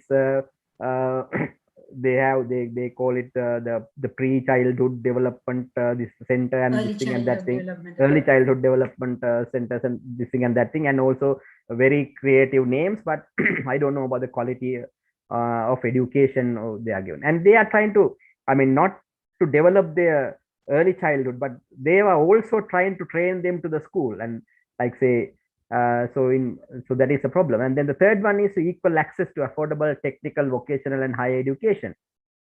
Now here, this is the other thing that I wanted to focus. I also briefly mentioned earlier, because when it comes to higher education, our lot of, I mean, government policies and all these things, they are trying to kind of avoid this technical and vocational aspect of training. So there are some ministries and institutions set up, but the focus on this technical and vocational training is not enough to my my knowledge. And because there are so many opportunities, so many, because like, say, as Amare was saying, that we kind of divide our students very early in life after O levels. O levels, that is, you are just 15, 16 years old, and you don't have the maturity or the experience to select your life path at that age, right? So there are a lot of students who select bio, science, or whatever, and then kind of get complicated and confused on the way. So there should be some way, some areas for them to get vocational training and technical training and like that. So that aspect has to be looked into. And then the target 4 is to increase the number of people with relevant skills for financial success. So then I don't know how, I was little happy about it. Like yesterday we had the budget speech, and I saw there was one reference in the speech to say that they want to make the young people not job seekers but entrepreneurs, which was a very good thing if they can achieve it. But I don't know whether they have a plan to do that. So if they have a plan, definitely we as university academics will fully support them, because that is what we have to do, right? Not job seekers, but yes. And then eliminate all discrimination in education. That is the 5th target. Now, discrimination in education comes in a lot of ways, but now in a country like Sri Lanka, I think A lot of other discriminations are now being eliminated, but I know Dr. Dayani is more conversant than me to talk about it, so I will leave that part to her. And then university literacy and universal literacy and numeracy. Now this is what we think. We say the literacy rate in Sri Lankans are 90 this thing and 90, but it's just being able to read or write. In my book, it is not literacy. For example, politically we are very literate. So likewise. And then the seventh outcome oriented target in this sustainable goal number 4 is education for sustainable development and global citizenship. So now we are producing citizens to other countries, so it is not global citizenship. So these global citizens, we have to have a mechanism to keep them in the country and make them global citizens, not leave them for Australia or UK or Canada or elsewhere and become global citizens. So likewise. And then there are 3 targets which are given as means of achieving this, the above mentioned targets. So that is to build and upgrade inclusive and safe schools, expand higher education scholarships for developing countries, and increase the supply of qualified teachers in developing countries. Now, the first one and the second one, build and upgrade inclusive and safe schools, I think, and that plus the increase on supply of qualified teachers in the Sri Lankan context. Now, these are very crucial things. And again, like this old story, I have to go back to my previous things about our demand for more funds and more allocations, because the teaching in Sri Lanka, the teaching profession in Sri Lanka is going for a disaster. We hope that the government is sincere and they will give what these the teachers and the principals have been asking. They have allocated money, but they allocated money even before several years back also, but they did not actually do that, because our good or young graduates, I mean top graduates, so those who earn like say top positions in the classes and graduate, they don't get into teaching anymore. So teaching has become a profession where people who can't, I mean, those who are, I mean, unable to get anything place like that. So that is why we don't get quality people into teaching profession, because they don't get enough their dignity and their professionalism is not recognized. So one of the parameters should be the salary or the remuneration packages that they receive. So with that type of salary our teachers were getting, it's not going to happen. So we had the same problem several years back in the universities. We could not attract, or we could not recruit or retain our top graduates to university staff. But after that food struggle and after that living conditions of the university academics were enhanced, now we are seeing a big difference. We can attract, we can recruit and retain good graduates into academic staff of the universities now. I think that is where we have to begin, like say, to enhance the quality of this teaching profession, and then attract more, I mean, better graduates and better, more enthusiastic and more energetic young people to these professions, and then providing that quality education, like say, and then opportunities for teacher training. Because although you are a graduate from a university, that doesn't mean that you are going to become a good teacher. So you have to have teacher training facilities and to expand that. And so there are things in the pipeline. I hope that those things are going to materialize. And with that, I think we will be able to enhance the secondary education. And I saw there's a question about this spoon feeding in our system on the chat box. So that is again another part, because now, for example, this curricula and especially this when it comes to teaching in English medium in school, it has become a big problem, right? So now again, that comes with the quality of the teachers and their training. So when the teachers are not very well conversant in the other languages, like say, for example, English, and then so they will focus on what is in the book, and they expect the students to memorize it and write it back in the answer script. The moment that they think and write something else, they will not get marks. So that the children make it an excuse to memorize everything. So I had a lot of arguments with my daughter who is doing advanced level this year. So I was trying to tell her that you have to think and you have to make your own answer. No, Apache, you can't do that. Then you will not get marks for doing that. So that is, and then the students come into the university with the same mindset. They try to do the same. But now we are actually trying hard in our universities. So we have changed our curricula, and now we are introducing more and more notional hours to the curriculum rather than the lecture hours and practical hours, so that they will will give the students to more time to do self-learning, and then also problem-based learning and evidence-based learning and that kind of things we are introducing. So we are doing a lot of measures to improve the quality on this base. I mean, going on in line with the sustainable development goals to achieve them. But again, the pandemic delivered a huge blow. So I hope that we will recover in that. So therefore, yeah, we have to have that kind of thinking, and of course, we have to change these policies more in line with what Prof. Amarakeerthi was trying to profess. So thank you very much. Thank you. It's quite a wonderful input again. And Dr. Dani, we've got yes. So let me give you 2 points as to why I would like to say about the Defense University Act and also these various other acts and enactments that came recently, and specifically about the one law, one country kind of an approach that we have had. I would like to quote it from actually a judicial decision that has taken place in 2009, where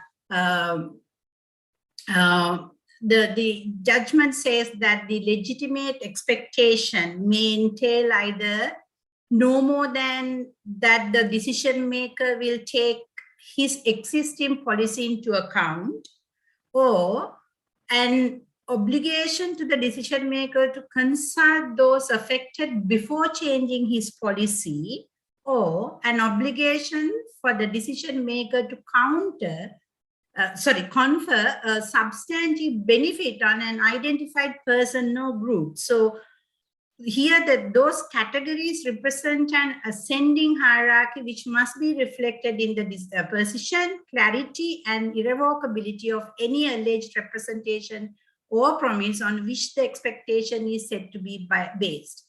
To really successfully honor substantive expectation, claimant must be able to show that the promise was unambiguous, clear, and devoid of relevant qualification. There it was made in favor of an individual or small group of persons affected, that it was reasonable for the claimant to rely on it, and that he did rely on it generally, but not invariably to his determinant.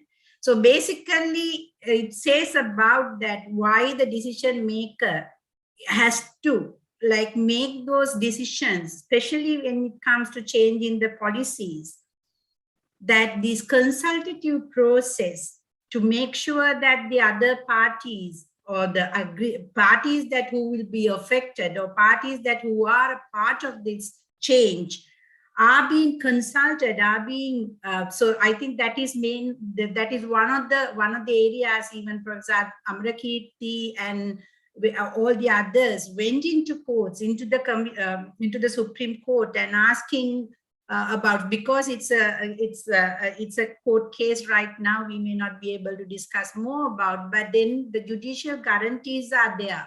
So I hope that the judges in today's Supreme Court will also see what is the precedent created in these kind of judgments. And another judgment where it also speaks about when a change in policy is likely to frustrate the legitimate expectations of individuals, they must be given an opportunity of stating why the change of policy should not affect them unfavorably. So these are very crucial judgments, and the judgments that are in favor of the petitioners who really seek where the policies are being implemented without any consultation, without their understanding. And today's context, we have many such situations, and that is one of the reasons that I was ready even to go to courts, even go to the Supreme Court in terms of saving my school. However, that I didn't get that opportunity to go to school, go to Supreme Court. Now I feel that I should have gone there in any way, because then I don't have to have that nightmares every night in terms of thinking as to, because I have now been entrusted another responsibility. At that time, I was able to speak, and I enjoyed the kind of a approach that because I was not part of the school system, I was able to make those statements. But now, after the whole incident that I made, I was made as the president of the Devi Balika Past Pupils Association. So I had to closely work with the school administration, so that there are some limitations that I have. The second point that I would like to mention here is in my presentation that recently I concluded a study taking various districts, especially looking at the COVID impact and also looking at the education system where we need to change. And then I have a few points that I will just go through with that. One is that one thing that we realized is that through this survey and search and research and talking to people, zonal educational officers, that immediate education needs, such as, like, for example, as Professor Banneheka said, that some of the students just lost entire 2 years of studying because they do not have those apparatus to connect online. And then also that even if there are such kind of devices, they had gone through many difficulties, so they do not have and the schools did not have that kind of a support. But on the other hand, we also saw some of the people were smart enough to get the support from the good teachers from Colombo, who were able to make it available to the entire country. And therefore that is why maybe that one of the politicians said that, oh, for one subject, one teacher is enough on online education. So that's the kind of understanding they have. And this is the struggle we have in order to make sure that when they change the policies in the parliament, that they contribute. I mean, you see that the contribution coming from the parliamentarians, whether it is the government or the opposition, you always have these people on the either side of the well, and then they also speak about only the political agenda, not the policy.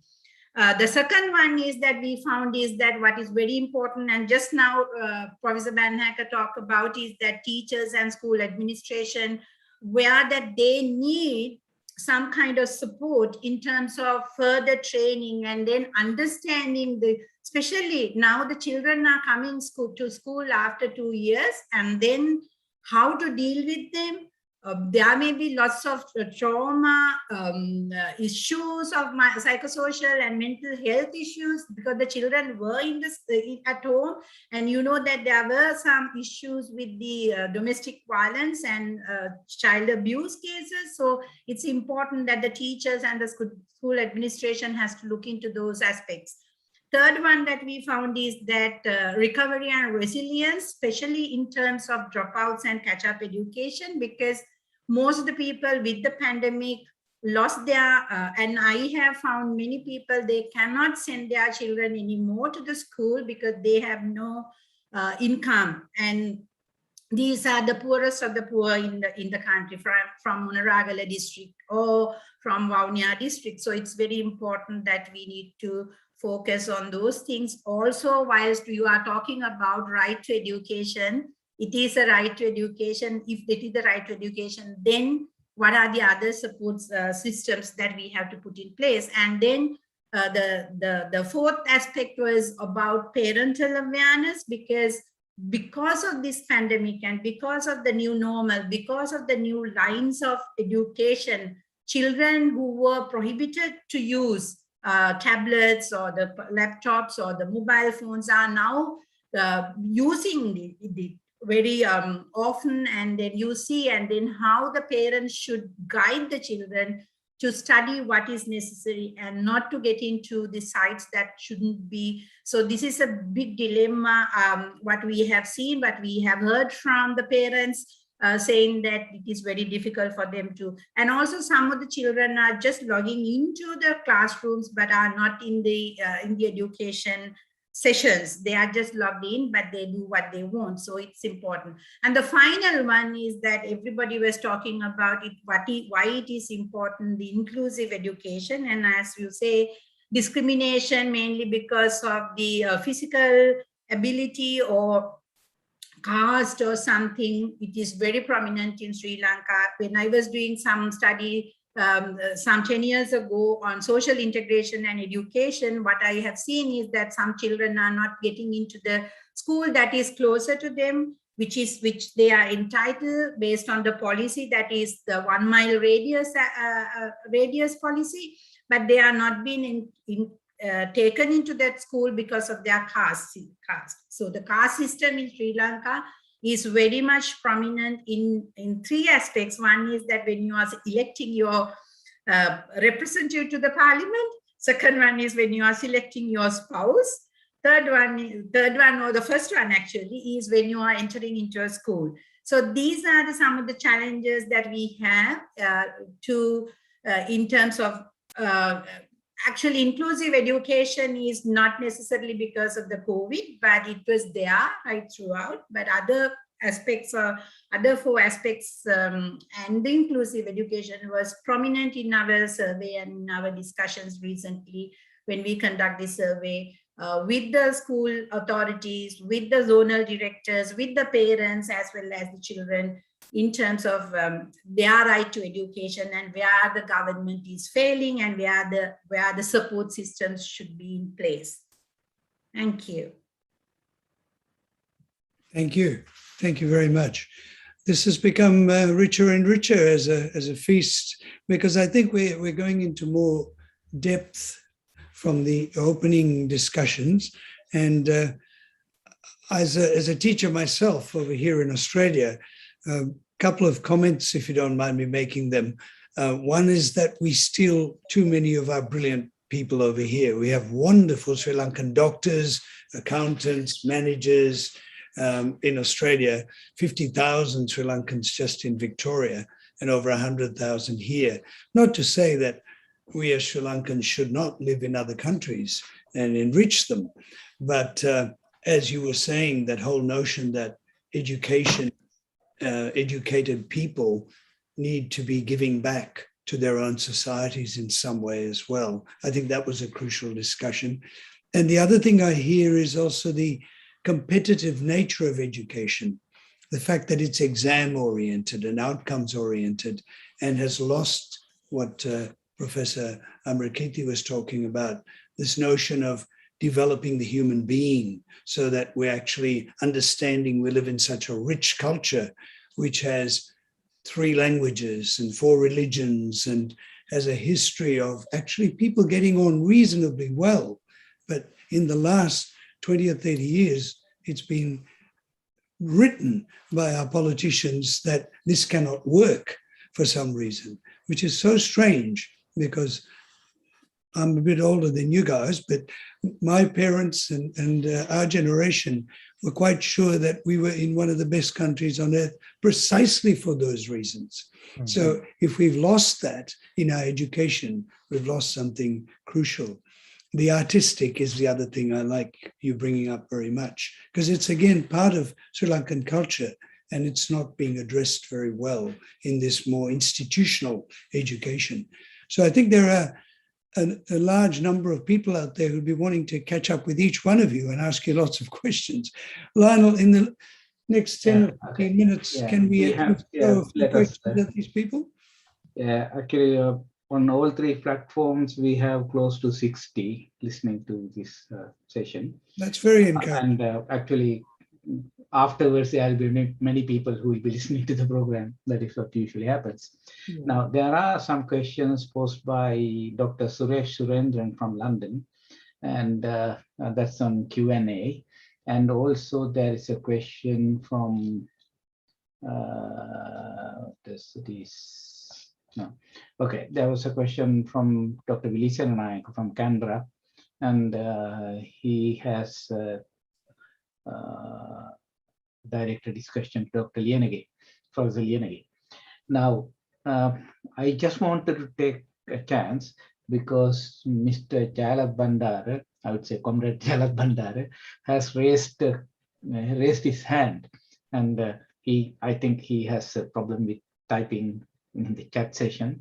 So I ask your permission to let him talk for 1 minute, maybe ask him whatever the question is, And is that okay? Everybody, is that okay? We Yes. just let him.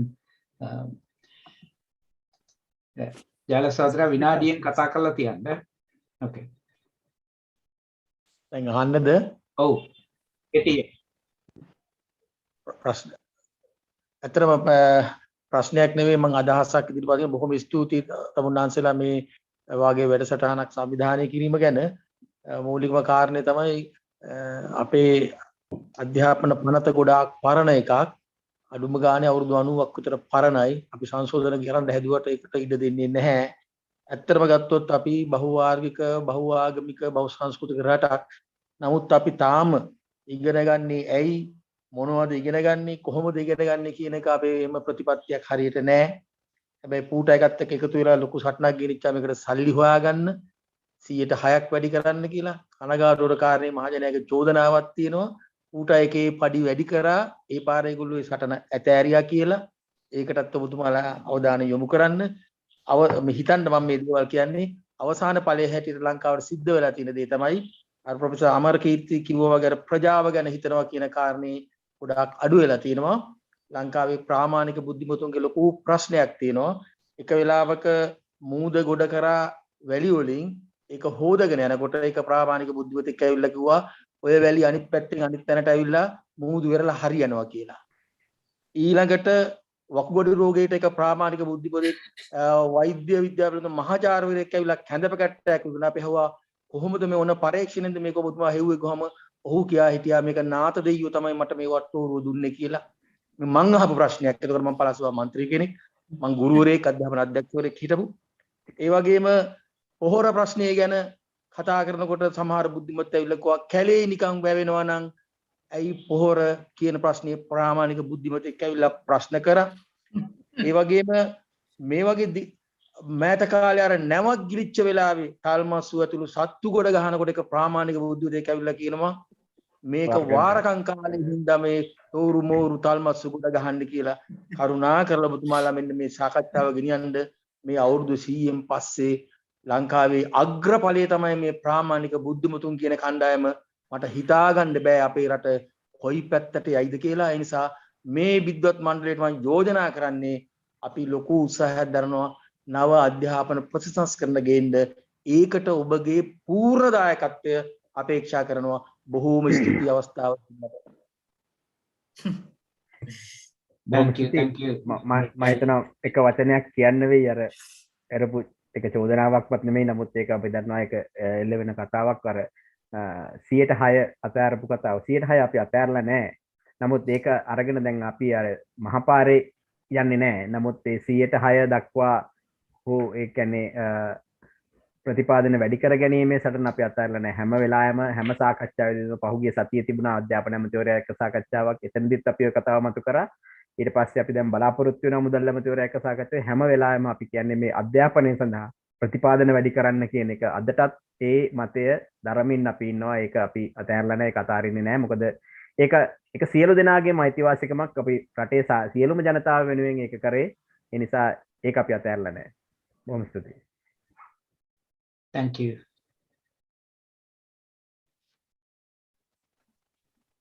I think those two questions that were on Q&A and Q&A, if somebody could. Okay. Are you going to, there was a question from Dr. Are you going to read it? I can read Dr. Suresh Surendran's question. Whether it is college education or university education, that must be based on evidence and encourage critical thinking, discussion, and logical systematic analysis. Current spoon-fed tuition system is not allowing the thinkers and analysts from the poor countries, from the poor communities to get into the higher education system. Also, who entered in the university are trained by the tuition system, and these students are expecting spoon-fed lectures, not learning support. My question is, how could we stop the source of the current higher education problems arising from the tuition and school system that not enhancing the critical thinking, discussion, and logical system analysis? Very useful presentation, and thank you all. Yeah, we could, all three of us can take it up. Like, it's really important question, and I will just 1 minute response. It's really really important, that point. I totally agree that. I agree with that the earlier comrade who spoke about this, our Education Act being 90 years old. Actually, he is quite right. Now, perhaps we all should now sit down and think about new education program by way of an act or by way of a kind of a social agreement, social contract rather, social contract. In that form, kind of envisioning what kind of education that we really need. Otherwise, in this system, very competitive exam-oriented system, we keep producing this, the spoon-fed students. Within this system, the minor changes within the institutional or classroom settings wouldn't work. I will give you one quick example. Because of this COVID-19 issue, we had this 2 semesters, 2 terms. We had exams, take home, open book exam. Our students are not used to taking open book exams, take home open book exams. They are used to having this exam hall exams, 2 or 3 hours writing, memorizing and writing. So more than 95 or 96.7% of students in my classes basically repeated lecture notes, even when they were given 2 weeks to write this exam at home using any book. Some people may be in their villages, they didn't have access to books, or at their home they didn't have books. But even when they did, they basically repeated what we taught them, because they have been like used to, they brought up in this exam oriented system. They didn't even make use of this open book take home exam. Right? That shows that such minor changes within the system wouldn't make any impact on the students.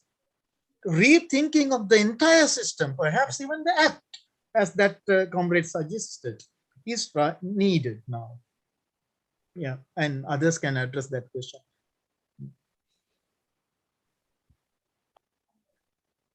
Either of our presenters, these are the broad questions that are so fascinating. So, Professor Shyama, would you like to come in on that?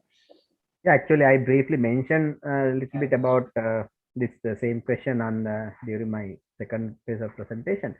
Yeah, it's a big problem, because there's something that I have always mentioned to our students, and they don't even realize that until I mention. Because now, when a student comes to the, say, for example, the dental faculty or the medical faculty or the university, okay, I go there and I tell them, okay, now you are here because you have passed all the exams that you have sat from grade 1 until now, right? So they have passed their 1, 2, 3, 4, and they have passed their O level. Forget about the grade 5 scholarship. That's not an important thing. So the O levels, A levels. So they have never failed the exam in their life. But when they come to the university, and when we try to deviate from that system, they start failing exams. Some of them has an excuse, the language as an excuse, but I don't think it is going to be an excuse, because they get used to this system within very short time. They are very adaptive, and so language could be a barrier during the first semester, for maybe, but after that they get used to that. So, but still they continue to fail because they can't change with the system. They can't adapt to the system, not to the language. So that is the problem. So if you are failing an exam for the first time in your life in the university, so something is wrong somewhere. So that is what we are trying to change. So we are trying to give them more time to think, and as now this COVID probably has maybe opened up some opportunities, right? But still, so because now they are supposed to learn by themselves, so we gave them exercises and things, and get feedback and things. So we hope, it might have changed at least some to some extent, but it's a big problem. So we are trying to change. So that is what I said, that we are allocating more and more self-learning hours, and even we identify them in the timetables now, right? So like self-studying hours, and then make it mandatory, giving assignments and other things. So we are trying to push them towards that. But again, as Amara says, even if you give them an assignment, they will try to repeat what is in the lecture notes most of the time, rather than reading a book or so. Because when we were students, we didn't have this luxury of having the PowerPoint presentation. So access to the internet. So we were supposed to listen to our lecturers, take down some notes, go to the library and make our notes.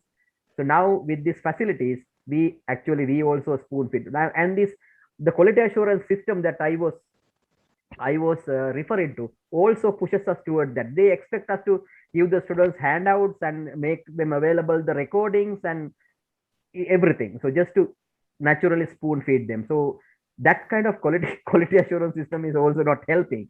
Yeah. So there we need a very critical and changes from the fundamental levels, as Amarakeerthi was saying. Yes. Thank you. So, and you were saying before that teacher training is a absolutely crucial thing, because it's fine for the universities to be changing, but if the teachers aren't equipped and paid well enough to actually be professional and have time to get learning on the job, they can stay exactly the same for 25 or 30 years, handing out the same notes they did 20 years ago and being told that's fine because the exams are the same as well. There isn't that sense of generating newness and innovation if people aren't given a chance to grow and change. Isn't that right? Yeah. Sorry, Dr. Dani, in the last chance to have a go. There is a question raised by Dr. Vilisagnak. I will just read it out, and so Dr. Dayani Panagoda may be able to address that. But this is directed to Professor Liyanage. You raised an important issue, the lack of cosmopolitan aspect in the Sri Lanka education system. Could this be one of the main reasons for the rise of the Sinhala Buddhist nationalism and the discrimination against ethnic and religious minorities? Okay, yeah, sorry. After Dr. Dayani or right now? You go ahead, because anyway, I also have a comment on that, but you go ahead first. Yeah, that's really wonderful observation. And not only Sinhala Buddhist nationalism, all forms of nationalism, because we don't foster the cosmopolitan atmosphere. That happens because of historical reasons. Because if we had the education system like the one Dr. C.W.W. Kannangara envisioned in 1940s, like he wanted to have this Madhya Vidyalaya, central school system, central colleges, where the students are taught to be bilingual, quality language skills. It doesn't matter where you are born, who your parents are. If you can attend these Madhya Vidyalaya, central colleges, you can be quite bilingual at the end of those schooling. Perhaps, I don't know if his original plan had Tamil and Sinhala to be included there. Perhaps we could have like all three languages taught quite well in that kind of system. That in order to be a cosmopolitan person, you need to have those linguistic skills in the first place.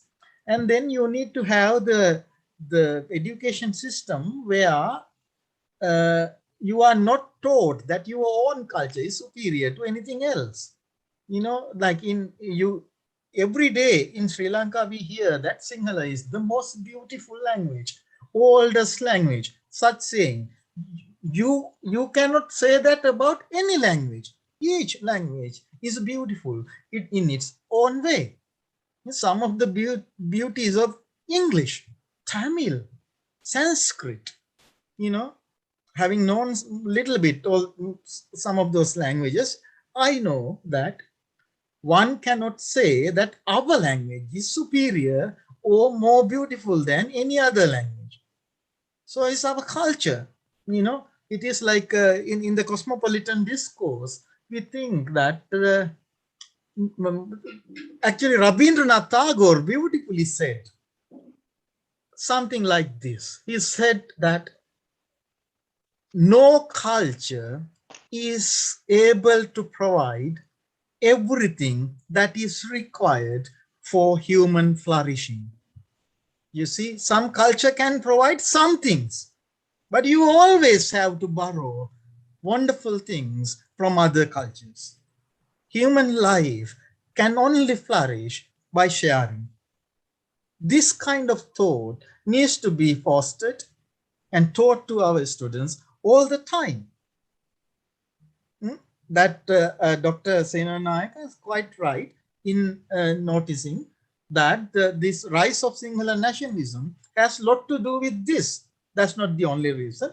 And all kinds of other forms of nationalism in our country, Tamil, Muslim, religious nationalism, religious supremism, all kinds of things. Parochial thinking arise where when we don't have very rich system of cosmopolitan upbringing for our children. I'll stop there.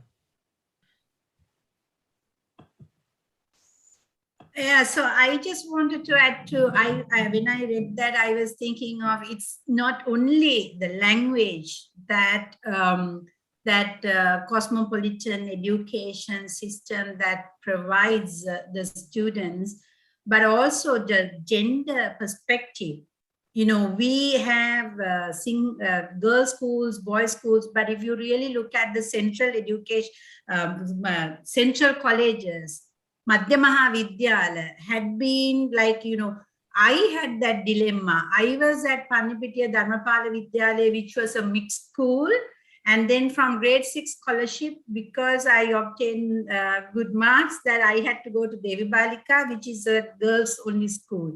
So it's a kind of, how then, that's one perspective there. Then you ask people to, respect the gender. Also, when it comes to gender, it's also about the other, it's not male, female, but also the other, which is not our children are not exposed to. They don't want to even talk about it. If they even feel within themselves that they have an issue with their gender identity, that they will not speak about it with their parents. But I know that where other countries, the children, they go and discuss with their parents, with their teachers, and understanding as to what's going on with his body, what is going on with his identity, and then there is no identity crisis. So that's one other thing that I feel that in our education, when I say inclusive education, it's not all about it. In the whole problem, because I'm doing some development work with regards to social cohesion. The moment when I say social cohesion and reconciliation, people think it's all about working with Muslims and the Tamils, mainly Tamils, because we had three decades of war, and also Muslim, because now that we also have an issue after Easter Sunday attack. But when you come to reconciliation and social cohesion, as Prof. Amarakeerthi said, it's that whole understanding of who is the other. And what are my duties in terms of understanding the other? And do we think of any of these things in our educational systems, within the systems? No. One other point that I would like to mention here is in terms of like spoon feeding, yes, but on the other hand, the current trend of these so-called popular schools, the principals have taken a step like, they are not allowing the children to make those, critical thinking. And because when the children goes into explore, the rating of the school goes down, because what you are looking at is how many of them get through the advanced level, get through the O-level and the advanced level. So Devi Balika stands number 1, 100%, right? But at the same time, at what cost? At what cost? And what I was told is from the Human Rights Commission, when I was inquiring some of the cases with the Human Rights Commission, what they said is there are many human rights cases against various school principals where they are not allowing the children to take the O-level exam or A-level exam if they are not performing to a certain standard. because the school, the rating or the ranking goes down. So these are the violations of human rights, basically, and it is linked to the performance of not the individual, but performance of the school. Yeah, so these are the 2 points that I also wanted to mention here. Look, it's been a wonderful, rich discussion, Lionel. I think we need to close it because of our people overseas who are staying up very late indeed, but also to thank very much these 3 generous presenters who have gone from a good, strong beginning to actually open this up into a very wise and combustible discussion, because I think there's so many questions that arise from opening it up into the areas you have. So thank you all. Lionel, I'll leave it to you to say a few thanks as well. Okay. First of all, I think we need to thank the 3 presenters, who did the wonderful opening up of the whole issue, sort of related to our education system. I think education is in crisis, not simply because of education, but because of the whole system. The system is in crisis, economically, politically, and socially. So that is reflected in education as well. So I would like to thank Dr. Dani Panaguda and Professor Shyama Banneheka and Professor Amarakeerthi Liyanage for their rich contributions. And I hope this webinar would be listened to by many people, because the webinar raises very important points. And I would like to thank Larry for moderating this webinar. It was a pleasure, Lionel. A great pleasure. I learned a great deal from these people. Thank you very much. And also, I thank Mr. Ranjit Veerasinghe and Mr. Anthony Gresham for their contribution in terms of administering this webinar, and their contribution was useful, very useful. And I also take this opportunity to thank Mansoor and Ms. Sena Ratna for the translations they provided. I know it is something very difficult to do. Sometimes, I am asked to translate, in some online sessions, and I can't hold a sentence, sort of when they ask a question, one end goes and then I forget the. So it is a very difficult thing to do. And so we appreciate it very much, what you did.